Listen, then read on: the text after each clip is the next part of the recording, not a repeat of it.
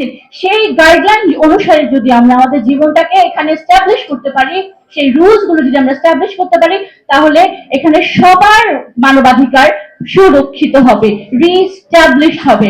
কেননা কারণ আল্লাহ সমস্ত জাতি স্রষ্টা, সমস্ত জাতি বর্ণের ঊর্ধ্বে। তিনি হচ্ছেন স্রষ্টা, তিনি হচ্ছেন নিখুঁত। তিনি এমন কোন জীবন বিধান দিতে পারেন না যেটা বৈষম্য সৃষ্টি করে। এখানে একেবারে বৈষম্যহীন একটা জীবন বিধান কিন্তু আল্লাহর কাছ থেকে দেয়া আছে। তো আমাদের প্রস্তাবনা হচ্ছে যে আমাদের সেই বিধানে আমাদের ফিরে যেতে হবে। আমরা যদি একটা কথার উপর আসি যে আমরা স্রষ্টার দেওয়া বিধানে চলে যাব, ফিরত যাব, এবং সেই অনুযায়ী আমাদের রাষ্ট্রীয় কাঠামোটা, রাষ্ট্রীয় ব্যবস্থাটাকে আমরা স্ট্যাবলিশ করব, তাহলে এখানে কোনো ধনী গরিবের কোনো বৈষম্য থাকবে না, শিক্ষিত অশিক্ষিতের কোনো বৈষম্য থাকবে না, সেখানে কালো সাদার কোনো বৈশিষ্ট্য থাকবে না, সেখানে একটা ইউনিফাইড, একটা ইকুয়াল, একটা সাম্যের একটা সোসাইটি হবে। এবং এখন আমরা যেটা দেখতে পাচ্ছি যে আমাদের আমরা এই ডেমোক্রেটিক ওয়ে বা ইলেকশন করে ক্ষমতায় যাওয়ার যে আমাদের সিস্টেমটা, এটা আমরা কোথা থেকে পেলাম? আমাদের কিন্তু গোড়াতে ফিরে যেতে হবে, আমাদের ইতিহাস কিন্তু ভোলা যাবে না। এই সিস্টেমটা কিন্তু আমাদের ব্রিটিশরা শিখিয়ে দিয়ে গেছে। 250 বছর যখন আমরা তাদের অধীনে ছিলাম, তারা কি কখনো ইলেকশন করেছে? তারা করে নাই। তারা আমাদের উপর শাসন করেছে, কারণ তারা জানতো তারা যদি ইলেকশন করে কোনো দিন তারা ভোট পাবে না।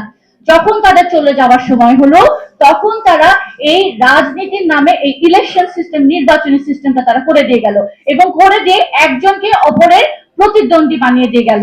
যেখানে আল্লাহ কোরআনে বলেছেন তোমরা ভাই, তোমরা এক জাতি, তোমরা এক আদম হওয়ার সন্তান, তোমরা একটা পরিবার, সেই পরিবারে তারা ডিভাইড এন্ড রুল করে তারা নির্বাচনী সিস্টেমটা করে দিয়ে চলে গেল। আজকে আমার ভাই হয়ে গেল আমার শত্রু, আমার বাবা হয়ে গেল, আমি হয়ে গেলাম আমার বাবার শত্রু। ব্যাপারটা তো তাই হয়েছে। তো এইখানে আমাদের এই যে সিস্টেমটা, এই সিস্টেমটাকে যদি আমরা চেঞ্জ করতে না পারি, তাহলে আমাদের কখনোই শান্তি, আমাদের সাম্য, আমাদের নিরাপত্তা আমরা কিছুই ফিরে পেতে পারবো না। যেখানে নাকি আল্লাহ কোরআনে বলেছেন যে আমাদের একজন লিডার কিভাবে ইলেক্টেড হবে। আপনারা হয়তো অনেকে জানেন যে নামাজ পড়ার সময় যে ইমাম থাকেন, সে ইমামের কিন্তু একটা জনসম্মতি লাগে। সবাই মিলে যখন তাকে বলবে যে আমি তার পিছনে নামাজ পড়বো, তখন তার সে ইমামতি করতে পারবে। কিন্তু কেউ যদি নিজে বলে আমি ইমামতি করবো, তার পিছনে কিন্তু নামাজ পড়া যাবে না। এটা হচ্ছে আমাদের ধর্মের একটা কথা, সেটা ধর্মের নীতি, এটা রীতি। আজকে কিন্তু সেটার মধ্যে আমরা নাই। আমাদের যারা যারা সামনে, যারা ইনশাল্লাহ লিড দিবেন, যারা ইনশাল্লাহ নেতৃত্ব দিবেন, যারা এই দেশকে আবারও একটা উজ্জ্বল ভবিষ্যতের দিকে নিয়ে যাবেন, তাদেরকে এই বিষয়টা বিবেচনা রাখতে হবে যে জনগণের সম্মতিক্রমে তাকে নির্বাচন করা হবে, এবং সেই নেতা সবসময়, সেই শাসক সবসময় একটা কথা মনে রাখতে হবে যে আমি আল্লাহর খলিফা। আল্লাহ মানুষকে সৃষ্টি করেছেন তার খলিফা হিসাবে, আল্লাহর প্রতিনিধি হিসাবে। সে প্রতিনিধিত্ব করাই হচ্ছে তার কাজ, এবং জনগণের উপরে কিন্তু সে কিন্তু হুকুম চালাবে, শোষণ করবে সেটা না। প্রত্যেকের সুবিধা অসুবিধা দেখে, প্রত্যেকের নিরাপত্তার ব্যবস্থা দেখে, প্রত্যেকের মানবাধিকার যেন লঙ্ঘিত না হয়, এটা দেখে তারা নেতার জায়গায় ইনশাল্লাহ যেন অবস্থান করেন। কিন্তু আমি বলছি, তো আমাদের যে কথাটা হচ্ছে, জি জি জি, তো আমাদের এই সিস্টেমটাকে থেকে বের হয়ে এসে আমাদের যদি একটা জাতিসত্তা ক্রিয়েট করতে হবে। এখন সেই জাতিসত্তাটা ক্রিয়েট করার জন্য আমাদের একটা বেসিস লাগবে, একটা ফাউন্ডেশন লাগবে, একটা প্ল্যাটফর্ম লাগবে।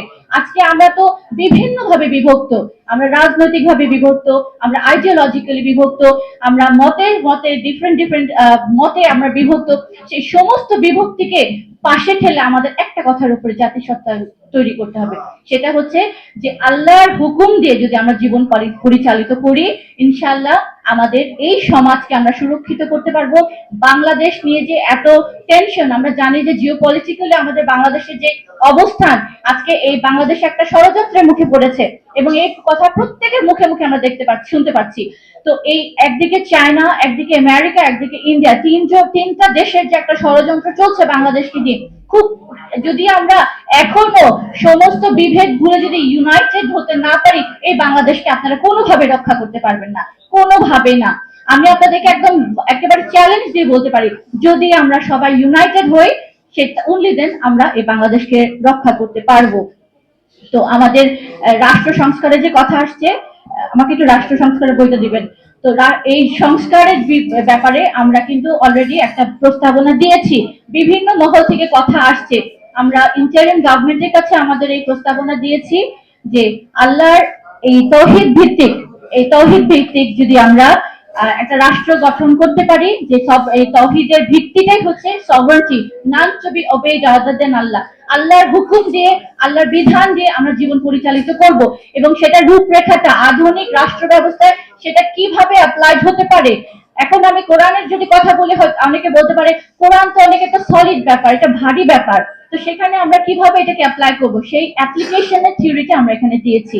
আমি কনফিডেন্টলি বলতে পারি যে আমি খুবই সাধারণ, খুবই আপনাদের থেকে বয়সে, আপনাদের থেকে প্রজ্ঞায়, আপনাদের থেকে নলেজের দিক থেকে, সব দিক থেকে আমি আপনাদের থেকে অনেক ছোট যারা এখানে উপবিষ্ট আছেন, কিন্তু আমি এটা আজকে আপনাদেরকে চ্যালেঞ্জ দিয়ে বলতে পারি, যদি আমরা এই তৌহিদ ভিত্তিক জীবন ব্যবস্থাটা প্রতিষ্ঠা করতে পারি, বাংলাদেশকে নিয়ে চিন্তা করা তো দূরের কথা, বাংলাদেশ ইনশাআল্লাহ একটা সুপার পাওয়ারে পরিণত হবে এবং খুবই শীঘ্রই হবে সেটা।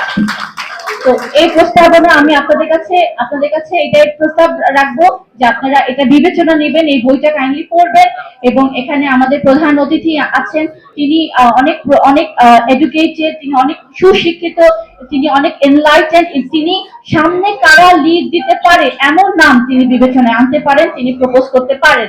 তো আপনাদের সবার কাছে আমাদের এটাই আহ্বান থাকবে, একটা ওপেন একটা আহ্বান থাকলো যে আসুন আমরা আমাদের দেশকে যদি সত্যিকার অর্থে ভালোবাসি, সত্যিকার অর্থে যদি আমরা এটাকে রক্ষা করতে চাই, সত্যিকার অর্থে যদি সমস্ত মোড়লদেরকে দামিয়ে আমরা যদি সামনের বিশ্বে নেতৃত্ব দিতে চাই, তাহলে এই তৌহিদ ভিত্তিক জীবন ব্যবস্থার কোনো অপরিহার্য, এটা হচ্ছে ইম্পারেটিভ, অপরিহার্য, এটা ইম্পারেটিভ, এটা আমাদের করতেই হবে।